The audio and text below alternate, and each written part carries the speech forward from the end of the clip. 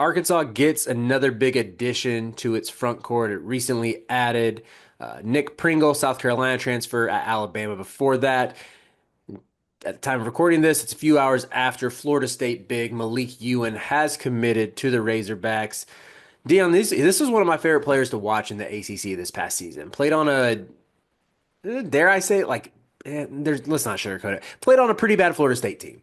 Yeah, they Did stunk. Yeah, they were stinky. He and Jameer Watkins did just about everything for that team. It was a two-man team. They didn't get much from their teammates. I'm in love with his game because he's a really gifted passer, great as like a dribble handoff hub, can makes flashy passes out of the low post as well. Good athlete, good handle for a big, can finish above the rim, physical, crashes the glass really well too. And I think Arkansas has a really, really good piece here. What are you looking for out of him? I always hesitate with the guys who played on bad teams but were good. Because if you had so many good players, why were you bad? And him and Jameer Watkins on paper to me, how many like guard big duos in the ACC were better than them? Obviously Duke, and that might be it.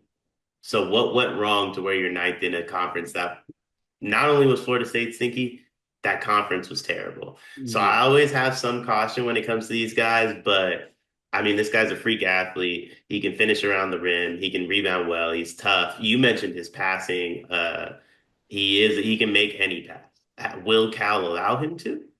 Come to be determined, but he can make the passes as you mentioned. So this is one of those guys that kind of does a little bit of everything, but hmm what went wrong? hmm And I think that's the massive question mark that unfortunately for Arkansas fans, you're either going to find out and it's not going to be fun, or hopefully you just say, hey, it was Florida State's fault. That's a really good question. I think when I think like Ewan and Watkins were probably two of the at worst like 15 best players in the conference, and to like be as bad as they were, to make zero noise in the ACC tournament, to not really put any pressure on Duke or even Carolina. Like my very, very mid Tar Heels handled them in Tallahassee, which Ewan did get hurt that game. I'll give them credit there, but yeah, like there was something that went very wrong with the rest of this roster.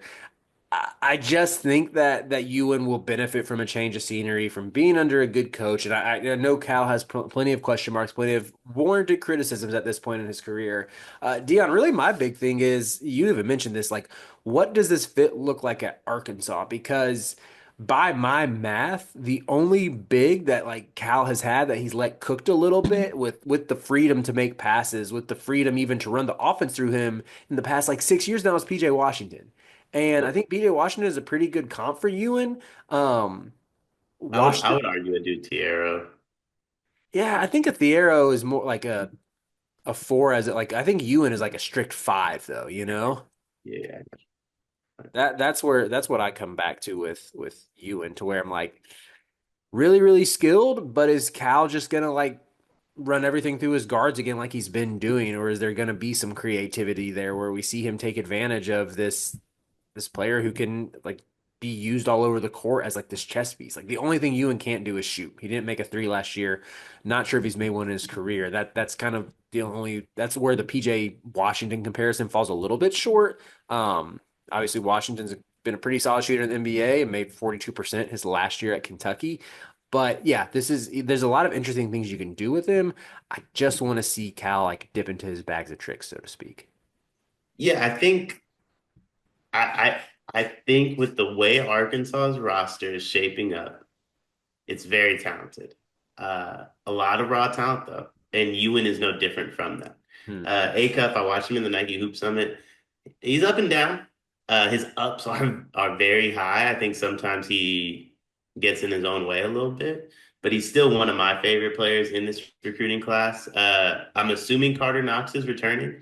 It's not like official, but it does feel like it's trending towards that way. Another guy that was up and down. Ewan, I think, is much like those two, where there's a lot of raw talent there, and what can Cal get out of it? hmm We haven't seen Cal lately get a lot out of those raw talent guys, hmm unfortunately. I mean, you got a good amount out of Boogie, but I feel like DJ Wagner kind of like carried the load down the stretch. He's another guy that's returning that needs to take a leap, though. because there's no more Boogie Flan, there's no more John L. Davis. So Hmm. it's your show. A Cup does replace them a little bit. And hopefully Card Knocks can pick up some slack as well. But there's a world here where Calipari's gonna have to get stuff out of guys we haven't seen. And Ewan is included in that. Hmm. And we haven't seen Cal do that lately. And that's a scary, scary game, I think, if you're an Arkansas fan. We interrupt this sleepers video to talk directly to you, our loyal listener. Have you ever found yourself watching us two idiots thinking, hey, I wish there was a very easy, small way for me to show a token of my appreciation for all of their hard work on all these videos I love to watch? Well, now we have just the way to do that.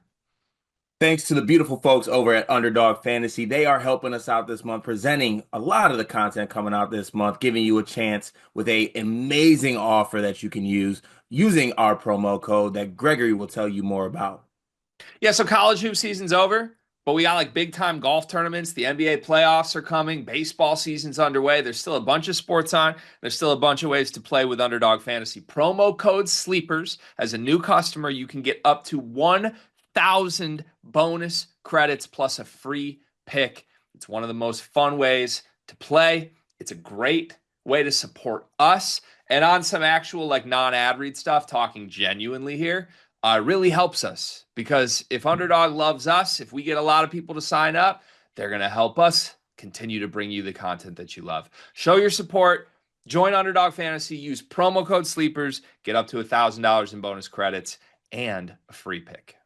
Yeah, I think even as you're listing this out, I know DJ Wagner hasn't officially returning yet. Like there's still, I guess, 8 days he has to enter the portal. But if Wagner is back with Malik Thomas and Acuff, and if Thiero's back, like enjoy your 6 points per game, Malique Ewin, because those dudes are like gonna take all the shots and have the ball in their hands more. Like, on the surface, I don't know. I respect Cal a ton. I think he has been. The criticism is warranted the past few years. I don't think you can knock his accomplishments, and I don't think he's completely lost his fastball. And like he gets guys to the league. That's probably not what Arkansas fans want to hear at this point. It's not what Kentucky fans want to hear at the end of it. They want wins more than they want him just like flicking up in the green room.